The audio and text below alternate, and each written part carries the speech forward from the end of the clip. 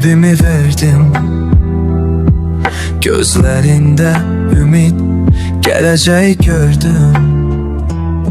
Sen gülerken içimde koptu tufanlar. Sevgi dediğim meğer buymuş yalanlar. Gece sessiz ama içim haykırır. Xəyanetin sanki ruhumu qırır.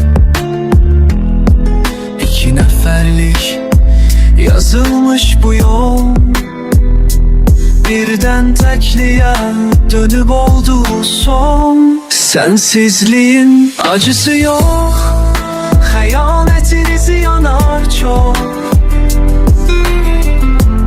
Sevgi sandığım o gözlerin başkasına bakırmış bilmedim. Sükutun içinden kırıldım sessiz. Sen yokken ben içimde ölmüşem hissiz.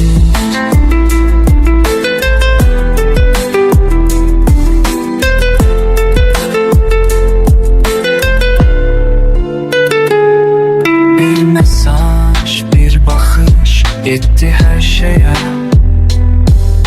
Sen beni sattın ucuz bir hevese.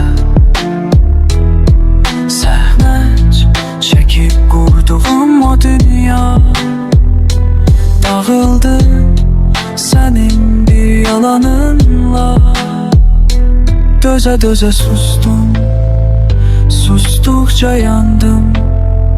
Sen oynayarken ben içimde boğuldum. Bir vaxtlar sensiz nefes almırdım. İndi adını eşitmeyden korkuram. Sensizliğin acısı yok, xəyanətiniz yanar çok.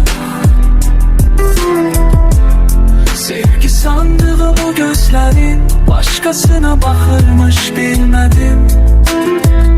Sükutun içinden kırıldım sessiz. Sen yokken ben içimde ölmüşem hissiz.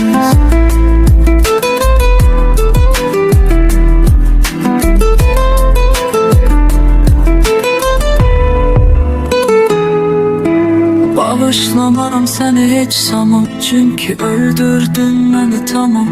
Kalbimde iz koyup gittiğin zaman, ama xəyanətini mən unutmaram.